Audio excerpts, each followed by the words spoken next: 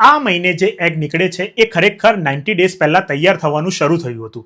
એટલે આવનારા 3 મહિનામાં તમે શું ખાઓ છો એ તમારી એગની ક્વોલિટી નક્કી કરે છે. ઘણા લોકો માને છે કે એગ ક્વોલિટી ફક્ત નસીબની વાત છે, પણ સાયન્સ એવું નથી કહેતું. ઓવરીની અંદર એક એગ્સ મેચ્યોર થવા લગભગ 90 ડેઝનો ટાઈમ લે છે. આ સમય દરમિયાન એગ્સની આસપાસનું એન્વાયરમેન્ટ એટલે કે બ્લડ સપ્લાય, ન્યુટ્રિશન્સ અને ઓક્સિડેટિવ સ્ટ્રેસ એ એની ક્વોલિટી પર સીધી અસર કરે છે.